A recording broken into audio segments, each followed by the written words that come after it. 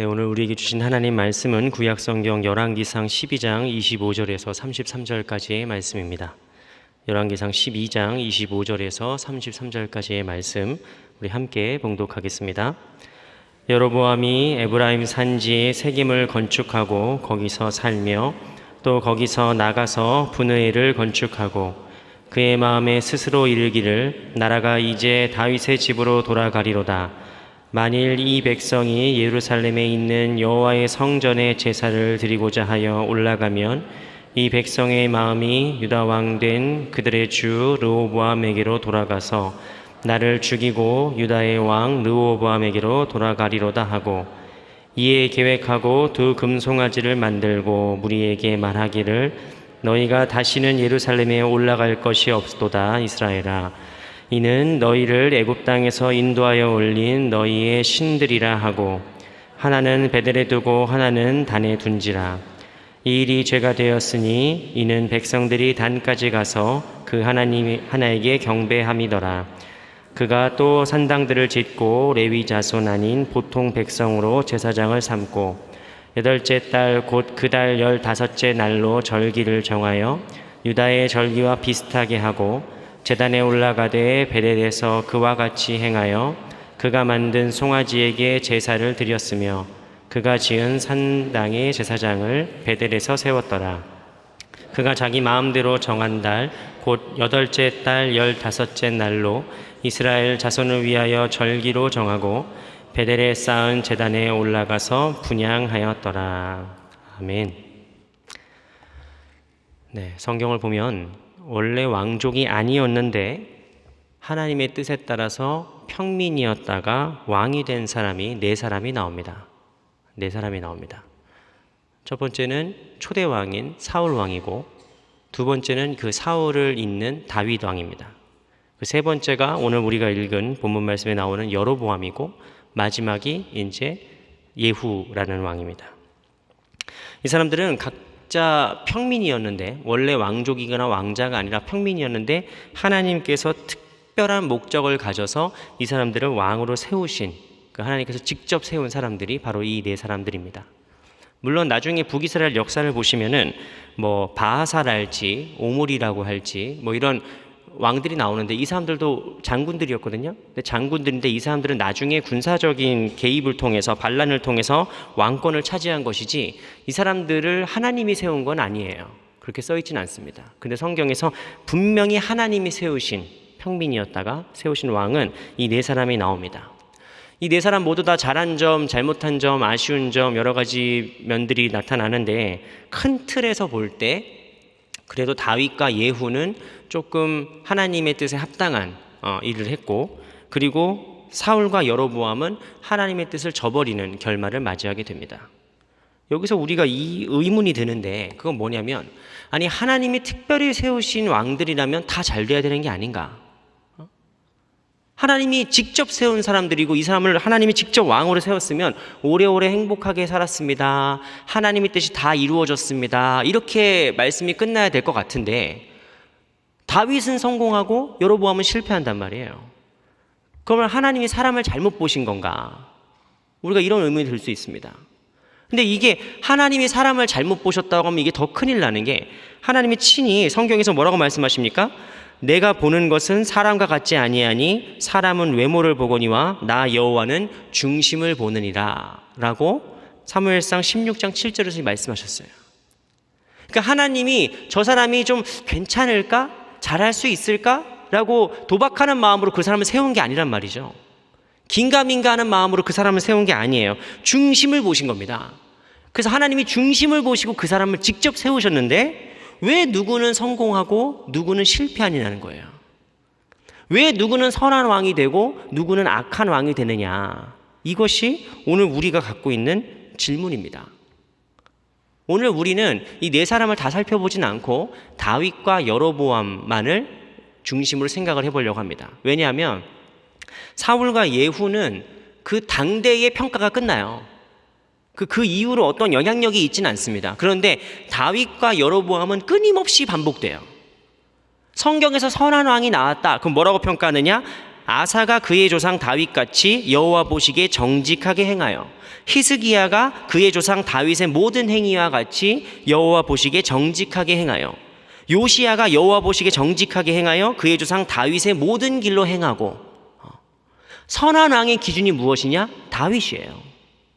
그런데 그 반대의 경우 무엇이냐? 악한 왕의 기준은 무엇이냐? 바아사가 여호와 보시기에 악을 행하되 여로보암의 길로 행하여. 이렇게 써 있습니다. 오므리가 여호와 보시기에 악을 행하되 그 전에 모든 사람보다 더욱 악하게 행하여 느밧의 아들 여로보암의 모든 길로 행하매. 이렇게 써 있어요. 그러니까 성경에서 선한 왕과 악한 왕을 나누는 기준은 딱 둘밖에 없는 거예요. 다윗의 길로 갔느냐, 여로보암의 길로 갔느냐. 근데 그 근원이 뭐예요? 처음에 시작이 하나님의 뜻이란 말이에요. 하나님의 뜻으로 둘 다 왕으로 세웠는데 한 사람은 선한 왕의 표본이 되고 한 사람은 악한 왕의 기준이 됩니다. 이게 어떻게 된 일이냐? 이게 오늘 우리가 말씀을 읽는, 말씀을 듣는 기본 자세라는 겁니다. 중요한 얘기를 먼저 드리겠습니다. 중요한 얘기를 먼저 드립니다. 하나님이 세웠다고 끝이 아니라는 거예요. 하나님의 뜻으로 시작됐다고, 하나님 뜻으로 내가 뭐가 됐다고, 하나님의 뜻으로 어떤 일이 일어났다고, 그게 끝이 아니라는 겁니다. 이게 중요한 겁니다. 그건 뭐냐? 하나님의 뜻으로 뭔가 시작됐으면 그 과정도, 그 결말도 하나님 뜻대로 해야 된다는 거예요. 이게 오늘 말씀의 전부입니다. 시작도 과정도 끝도 하나님의 뜻에 있다.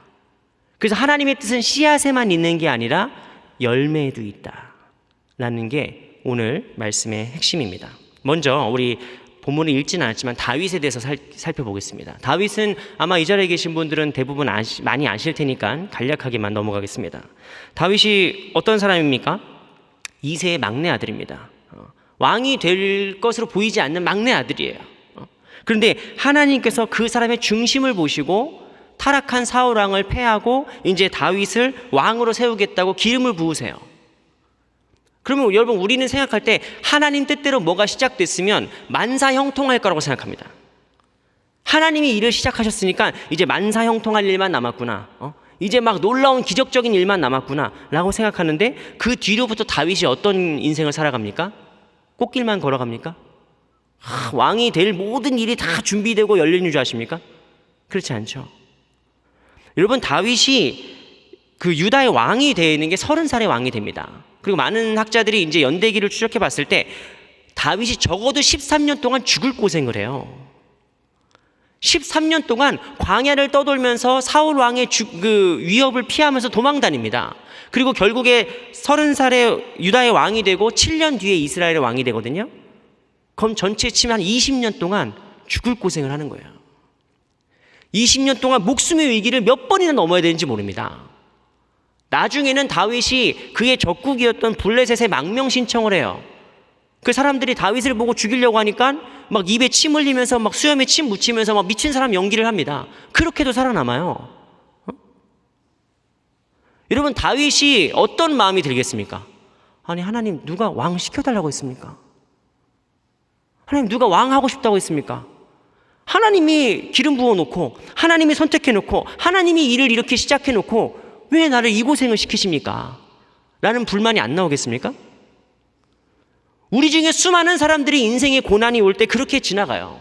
하나님 왜 나한테 이러십니까? 왜 나한테 이런 고난이 옵니까?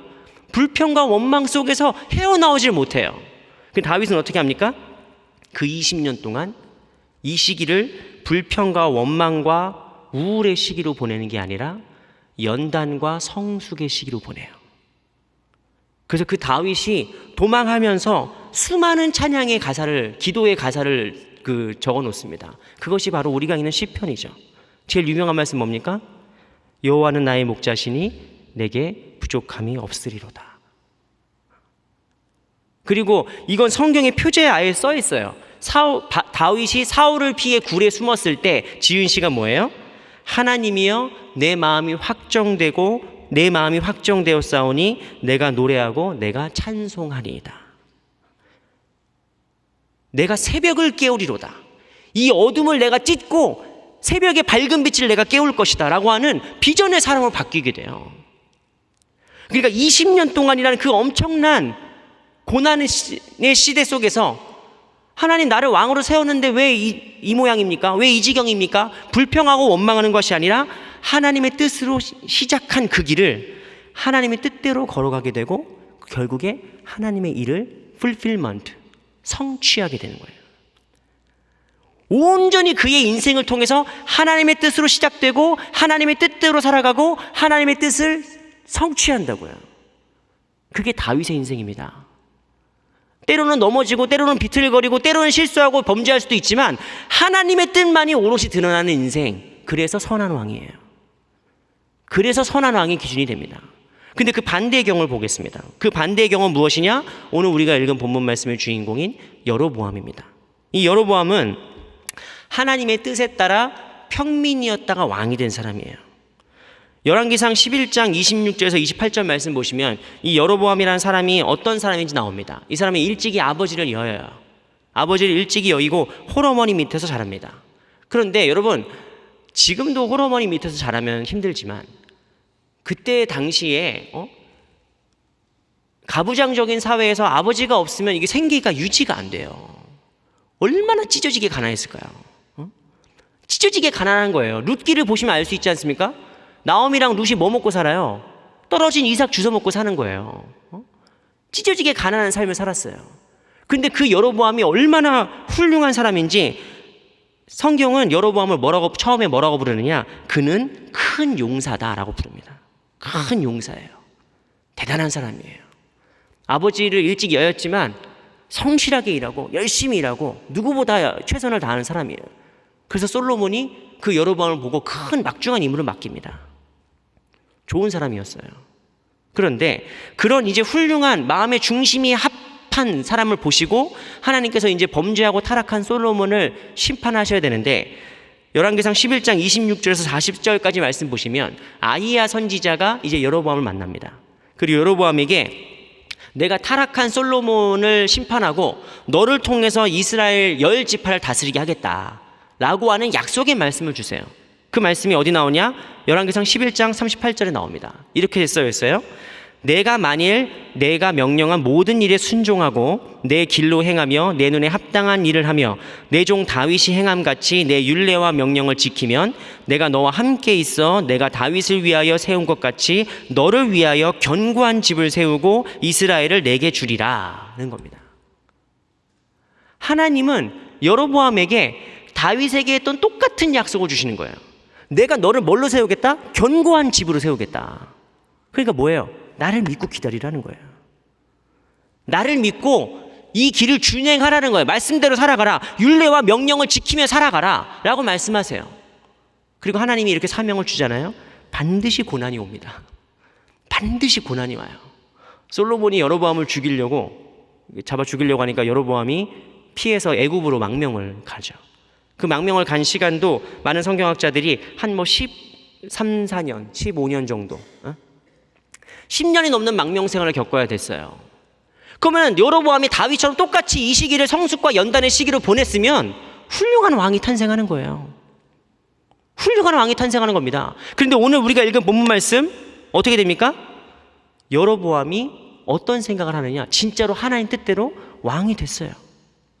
정말로 하나님 뜻대로 이 여로보암이 왕이 되고 나자 우리가 읽은 본문 말씀인 열왕기상 12장 26절 27절 말씀 보시면은 그의 마음속에 어떤 불안이 피어오르기 시작합니다. 그 불안이 무엇이냐면 이제 북이스라엘은 이제 시작됐잖아요. 이제 시작됐지 않습니까? 신생왕국이란 말이에요. 근데 이스라엘 백성들은 여호와의 율법에 명령한 것에 따라 제사를 드리려면 어디로 가야 돼요? 예루살렘으로 가야 돼요. 북이스라엘이 훨씬 커요. 북이스라엘이 훨씬 인구도 많습니다. 북이스라엘이 훨씬 더 군사력도 세요. 그런데 모든 백성들은 뭘 해야 돼요? 매년 예루살렘을 가야 돼요. 반드시. 명절을 지키고 제사를 드리기 위해서는 반드시 예루살렘으로 가야 됩니다. 여러분, 북한의 주민들이 매년 반드시 남한 서울에 와가지고 뭘 해야 된다고 생각해 보세요. 북한이 얼마나 불안하겠습니까? 불안한 거예요. 그래서 여로보암이 어떤 생각이 드느냐? 하나님의 뜻대로 왕이 됐는데 이게 불안해지는 거예요. 이러다가 이 백성들이 나를 죽이고 르호보암으로 다시 돌아가면 어떻게 되냐? 우리 신생왕국 만들어진 지 이제 갓 만들어진 이 나라가 그냥 소리도 없이 소문도 없이 사라져버리면 어떻게 되냐? 이게 불안해지는 거예요, 여로보암이. 그러니까 어떻게 합니까? 오늘 우리가 읽은 말씀처럼 산당을 지어요. 분명히 신명기 12장 13절 14절에서 하나님께서 임의의 장소에 제사를 드리지 말라고 하셨거든요. 그런데 여로보암이 산당을 짓습니다. 그것도 유명한 곳에다가. 베델, 야곱이 있었던 곳이잖아요. 야곱이 주님 만난 곳이잖아요. 그러니까 자기가 볼 때 여기면 괜찮아. 그래서 거기다 산당을 지어버리는 거예요. 그 다음에 제사장을 세우려다 보니까 훈련받은 레위 지파가 없어요. 그러니까 아무나 그냥 자기 말 잘 듣고 자기가 보기 좋은 사람들 아무나 제사장으로 세웁니다. 그 명절 되면 사람들이 불안해할 거 아니에요? 그러니까 명절도 만들어버려요. 명절도 만들어버립니다. 어디랑 하는 짓이 되게 비슷해요. 저기 북쪽에 있는 분들이랑 되게 비슷해요. 명절도 새로 만들고 성소도 새로 만들고 민족적인 정체성을 새로 만들어버리는 거예요. 이게 대단히 정치적으로 봤을 때 전략적인 겁니다. 아주 지혜로운 거죠. 왜냐? 이게 대치 중이고 갈등 중인 어떤 두 세력이나 나라가 있으면 시간이 지나면 반드시 정통성이 이깁니다. 반드시 정통성이 이겨요. 이거를 보여주는 사건을 제가 말씀드리겠습니다. 옛날에 독일에 동독과 서독으로 나눈 시기가 있었어요. 그리고 베를린이라는 도시는 독일의 수도인데 거긴 독특하게 그 도시 안에 동독과 서독이 나눠져 있었어요. 그 베를린 장벽만 이렇게 가운데 있었습니다. 그런데 지금 그때 당시에 동독에서 그 시민들의 시위와 자유를 달라고 하는 시민들의 막 시위가 한창이었단 말이에요. 그 동독의 이 공산당 간부들이 이걸 어떻게 해야 되나 회의를 했습니다. 그 동독 여행 개정법을 회의를 했어요. 그래서 회의를 막 했는데 사실 바뀌는 건 하나도 없었어요. 뭐 자유가 주어진 건 아닙니다. 근데 어쨌든 그 분노한 시민들을 잠재워야 되니까 뭐 그런 행정적인 회의를 했는데 그때 당시에 정부 대변인으로 임명된 사람이 귄터 샤보브스키라는 사람이 있습니다. 이 귄터 샤보브스키라는 사람이 잘 몰랐어요. 그 회의에 참석을 해야 되는데 휴가를 갔다 왔어요. 그리고 이제 막 임명을 받은 상태라 몰라. 정책에 대해서 몰라요. 근데 이 사람이 지금 1989년 11월 9일 저녁 6시에 전국으로 생방송되는 그 독일 동독 여행 개정법에 대해서 발표를 해야 된단 말이에요. 그 얼마나 긴장되겠습니까? 내가 모르는 내용인데. 그래가지고 밑에서 정부 요원들이 이거 읽으시면 된다고. 그냥 조용히 읽으십시오. 가지고 그 사람이 그 샤보스키가 그 원고를 들고 올라갑니다. 그래서 읽어요. 잘 읽습니다. 근데 그 인터뷰 내용을 잘 이해하지 못하던 이탈리아 기자가 있었어요. 그 이탈리아 기자가 그래서 여행이 언제 자유롭게 된다는 거예요? 라고 물어본 거예요. 독일 사람들은 그런 거 안 물어봐. 왜냐하면 뻔한 얘기니까. 말장난이니까 안 물어보는데 이탈리아 기자가 그래서 여행이 자유로가 언제 된다는 거예요? 라고 물어보니까 그 샤보스키가 놀란 거예요. 준비를 안 했는데. 준비가 안 됐는데. 그래서 이 사람이 막 서류를 막 뒤적뒤적 하다가 거기에 써있는 메모를 잘못 읽습니다. 뭐라고 읽냐면 Das tritt nach meiner Kenntnis. 내가 볼 때는 Das ist sofort, unverzüglich. 그것은 지금, 즉시 이루어집니다. 그 얘기가 동독에 생방송돼 버려요. 그리고 서독, 유럽 전체에 동독 이제부터 여행 자유화 이렇게 막 대서특필 냅니다. 그러니까 그 뉴스를 보던 동독 시민들이 그 자리에서 바로 베를린 장벽으로 달려오는 거예요. 그 군인들이 나도 뉴스를 들었으니까 Das ist sofort, unverzüglich. 지금 당장 시작됩니다. 라고 얘기하니까 군인들이 막을 수가 없어요. 그 서베를린에 사는 시민들이 막 달려와서 같이 막 손을 잡습니다. 장벽에서. 그래가지고 오한마를 갖고 와요. 오한마 갖고 오고 드릴 갖고 와가지고 장벽을 부셔버립니다. 그 실수가 나간 다음에 1990년 10월 3일 이 오보가 나간 지 1년도 안 돼서 동독이 무너지는 거예요. 여러분 여로보암이 왜 두려워하는지 아시겠습니까? 장벽이 무너지잖아요. 그럼 나라는 사라져요. 가짜 나라는 사라지는 거예요. 지금도 북한이 저렇게 꽁꽁 싸매고 있는 이유가 있어요. 왜 그래요? 저게 무너지면 나라가 사라져요. 그냥 분노한 시민을 막을 수가 없습니다. 그러니까 여로보암이 뭘 생각하는 거냐? 야, 이러다 나 죽겠는데, 이러다 이 나라 망하겠는데, 라고 생각하면서 온갖 인간적이고 정치적인 책략들을 만들어내는 거예요. 똑똑한 사람이죠. 똑똑한 사람입니다. 근데 문제는 뭐예요? 하나님의 뜻에서 완전히 다른 거예요. 하나님의 뜻에서 정반대로 가는 겁니다. 28절 뭐라고 써 있습니까?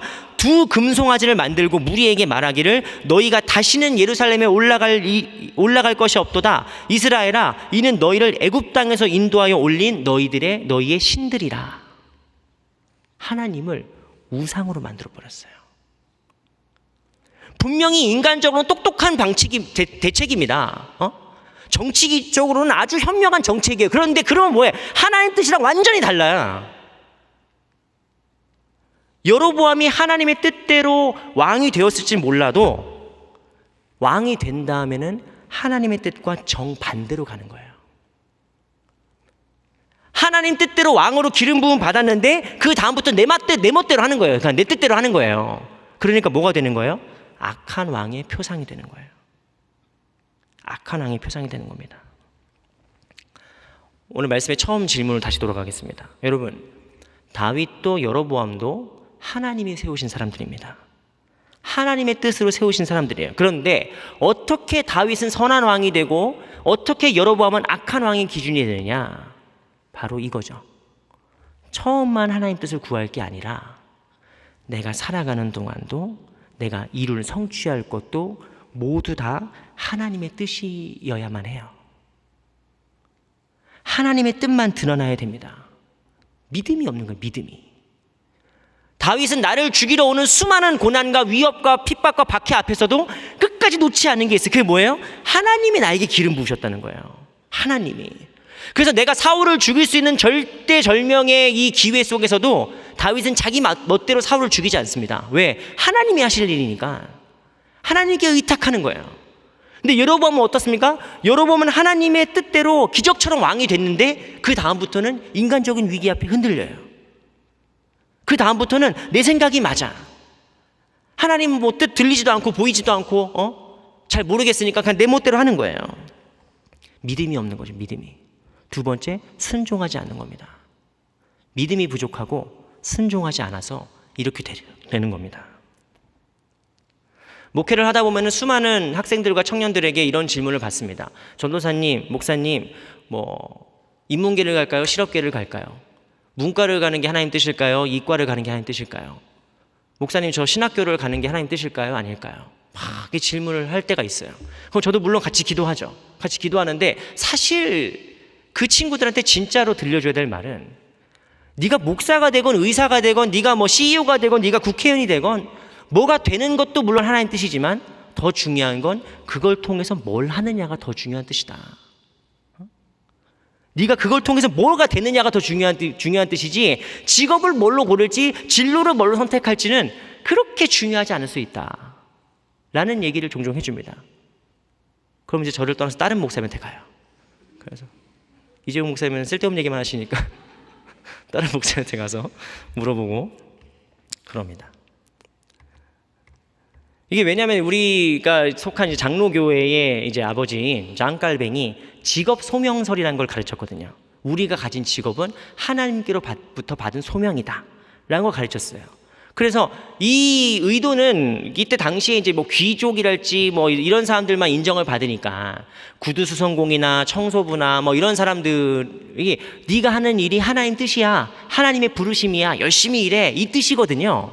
근데 이제 이게 사회가 지나고 현대화되면서 직업의 종류도 많아지고 그 사람들이 믿음의 젊은이들이 특히 고민하는 거예요. 내가 선택할 수 있는 진로가 너무 많아. 내가 선택할 수 있는 직업이 너무 많아요. 그 고민이 되는 거예요. 뭐가 하나님 뜻이지?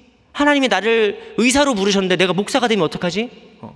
하나님이 나를 교사로 부르셨는데 내가 직장인이 되면 어떡하지? 이런 고민들이 막 있는 거예요. 근데 깔뱅의 원래의 의도는 이렇습니다. 기독교 강요에 있는 부분을 제가 발췌해서 읽어드릴게요. 끝으로 우리가 주의해야 할 점은 주께서는 우리 모든 사람이 모든 행동에서 각각 자기의 소명에 관심을 둘 것을 요구하신다는 것이다. 아무리 낮고 천한 일이라고 할지라도 이 또한 소명임으로 알고 순종하면 하나님 앞에 빛날 것이고 아주 귀한 것으로 인정받을 것이다. 이렇게 가르쳤어요. 그러니까 직업 소명설이라는 말은 내가 의사가 되는 게 하나님 뜻이다, 내가 선교사로 나가는 게 하나님 뜻이다 라는 것이 아니라, 그것도 물론 맞지만 그것으로만 국한되는 것이 아니라, 직업에 국한되는 것이 아니라 우리의 직무에 대한 것이에요. 어떤 직업을 선택하느냐보다 더 중요한 건 내가 어떤 일을 하느냐가 더 중요하다는 거예요. 내가 지금 회사원이라면 이 회사에서 일하는 것이 그냥 돈 버니까 하는 일이지 뭐, 먹고 살자고 하는 짓이지 뭐, 이게 아니라 하나님의 뜻으로 받고 이 회사 일에서 하나님의 뜻을 이루는 삶을 사는 것이에요. 내가 사업을 하는 사람이면은 이 사업을 통해서 하나님의 뜻이 이루어지는 것, 하나님의 뜻을 이루어가는 것, 이것이 우리를 부르시는 하나님의 부르심이라는 거예요. 그래서 우리의 직업이 목사건 농부건 교사건 상인이건 내게 주어진 일들이 바로 나의 소명이다, 나의 사명이다 라고 생각하고 그 길을 따라 걸어가는 것이 우리가 속한 장로교회의 정신입니다. 모든 일이 하나님 소명이에요. 나쁜 일 빼고, 죄 범죄하는 거 빼고, 우리가 하는 모든 소소한 일들이 다 하나님께서 받으시는 일들이에요. 그리고 그 일을 통해서 하나님의 뜻이 드러나는 것이죠. 하나님의 뜻은 시작에만 있는 것이 아니라 시작에도 있고 과정에도 있고 결말에도 있습니다. 내가 하나님 뜻대로 목사가 됐다고 해서 그걸로 끝나는 것이 아니라 하나님 뜻대로 목회를 해야 되고, 그리고 나중에 이 목회가 끝날 때 하나님의 뜻이 드러나는 목회를 해야 되는 것이죠. 그 제가 정말 어떤 선배 목사님의 고백 중에서, 그 기도 제목 중에서 너무 감동받아서 나의 기도 제목으로 받은, 마음에 새긴 기도 제목이 있습니다. 그건 뭐냐면 그 목사님이 그렇게 얘기하시는 거예요. 자기는 늘 매일 기도할 때 이렇게 기도하는데, 하나님 끝이 좋은 목사가 되게 해주시옵소서, 이렇게 기도한다는 거예요. 하나님 끝이 좋은 목사 되게 해주시옵소서, 끝까지 좋은 목사 되게 해주시옵소서. 근데 그 얘기를 듣고, 아, 이건 내 기도 제목이다, 이건 내 기도 제목이다. 그래서 나도 하나님 끝이 좋은 목사 되게 해주십시오, 끝까지 좋은 목사 되게 해주십시오 라는 기도를 갖고 있어요. 여러분, 세상에 처음에 반짝거리는 게 얼마나 많습니까? 처음에는 다 잘할 것처럼 보여요. 국회의원 뽑을 때 보십시오. 국회의원 뽑을 때 보면 막 충성을 다할 것 같잖아요. 근데 뽑아놓으면 5년 동안 어디 갔는지 모르겠어요. 하나님 내게 목회를 맡겨주시면, 하나님 내게 이 귀한 교회를 맡겨주시면 제가 충성을 다해 주님의 일을 걸어가겠습니다라고 기도하고 다 다짐했는데, 막상 그 교회에 부임하게 되면은 충성을 다하지 못하는 경우가 얼마나 많은지 모릅니다. 다윗의 길로 걸어갈 것인가, 여로보암의 길로 걸어갈 것인가는 우리 모두 앞에 있는 선택지예요. 우리 모두의 앞에 있는 옵션입니다. 어느 길로 걸어갔냐에 따라서 우리의 끝이 달라지는 거예요. 처음부터 좋은 사람 많습니다. 처음에 좋은 사람 많아요. 처음에는 예쁘고 아름답고 뭐 이렇게 되게 기대되는 사람들이 많습니다. 그런데 끝까지 좋은 사람, 끝이 나서도 좋은 사람은 그렇게 많지 않아요. 너무 안타까운 일이죠. 끝이 퇴임하고 나서, 그 사람이 퇴직하고 나서, 더 나아가서 내가 죽고 나서 그 평가가 진짜죠. 그때의 인정이 진짜 아니겠습니까? 그래서 우리 모두의 기도 제목이 돼야 돼요. 끝이 좋은 사람, 끝까지 좋은 사람 되게 해주시옵소서. 처음부터 끝까지 좋은 사람이 누구냐? 어디 있겠습니까? 사실. 그런데 처음부터 끝까지 좋은 사람, 우리 성경 하나님께서 우리에게 귀한 모델을 주셨어요. 우리 주 예수 그리스도십니다. 우리 주님 이 땅에 오실 때 자기 마음대로 오신 게 아니에요. 아버지 뜻대로 이 땅에 오신 거예요. 하나님의 뜻으로 이 땅에 오셨습니다. 그런데 그 주님께서 온 걸로 끝나는 것이 아니라, 왔으면 됐지 내가 뭘 더 하냐, 내가 지금 하나님의 본체 형상을 버리고 인간의 형상까지 내가 입었는데 성육신까지 했으면 됐지 내가 뭘 더 하냐 라고 말씀하지 않으셨어요. 주님 잡히시는 날 밤에 땀방울이 핏방울이 될 때까지 기도하신 게 뭡니까? 내 원대로 마옵시고 아버지의 원대로 하옵소서. 내 뜻대로 마옵시고 아버지의 뜻을 이루어 주시옵소서. 아버지의 뜻이 이루어지게 하여 주옵소서. 그래서 우리 주님 십자가에 달려서 죽으실 때 뭐라고 말씀하고 죽으십니까? 요한복음 19장 30절 말씀이에요. 예수께서 신포도주를 받으신 후에 이르시되 다 이루었다 하시고. 다 이루었어요. 예수님은 자신의 삶을 통해서 하나님 뜻대로 이 땅에 오셨고 하나님의 뜻을 전파하셨고 그 다음에 죽을 때 보니까 다 이루었어요. 나를 보내신 하나님 아버지의 뜻을 다 이루었어요.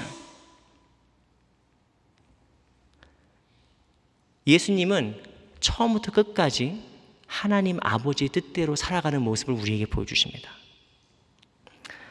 사랑하는 소망교회 성도 여러분, 우리는 날마다 하나님의 뜻을 구합니다. 특별히 갈등과 고민과 선택의 기로에 서 있는 분들은 하나님 어떤 길로 갈까요? 하나님 어떻게 뭘 선택해야 될까요? 고민하고 있는 분들도 많습니다. 훌륭한 신앙의 자세입니다. 너무너무 좋은 신앙의 자세입니다. 그런데 오늘 말씀은 우리가 거기서 한 걸음 더 깊이 들어가려고 우리를 초대하십니다. 그 한 걸음 깊이 들어가면 뭐가 있습니까? 시작에만 하나님 뜻이 있는 게 아니라 그 살아가는 모든 과정과 앞으로 이어지는 그 끝까지 하나님의 뜻이 이루어지고 하나님의 뜻이 드러나고 하나님 뜻대로 살아가는 자가 다윗과 같이 영원히 기억될 주님의 사람이 되는 거예요. 우리 모두 다 내가 다윗인가 여로보암인가 이 질문 앞에서 우리 모두 다 다윗의 길로 걸어가는 하나님 뜻대로 살아가기로 다짐하는 사랑하는 우리 소망교회 모든 성도님들 다 되시기를 주님의 이름으로 축원합니다. 기도하겠습니다. 하나님, 주님께서 우리를 다윗처럼 여로보암처럼 세우셨건만 우리는 너무나 자주 여로보암처럼 자기의 소견에 옳은 대로 행하며 하나님의 길에서 멀리 떠나버립니다. 우리를 용서하여 주시고 이제 바른 길로 돌이켜 주시옵소서. 우리의 믿음의 눈을 드셔서 주님만 바라보게 하시고 하나님의 약속을 신뢰하며 순종하는 믿음 허락하여 주시옵소서. 우리의 삶과 우리의 교회를 통하여서 하나님의 뜻이 나타나고 끝까지 온전하게 하여 주시옵소서. 그리하여 우리 또한 주님 앞에 가는 날 주님 다 이루었습니다. 주님께서 내게 맡겨주신 그 뜻을 모두 이루었습니다 라고 담대하게 고백할 수 있는 주님의 성도들 다 되게 하여 주시옵소서. 예수 그리스도의 이름으로 기도드리옵나이다. 아멘.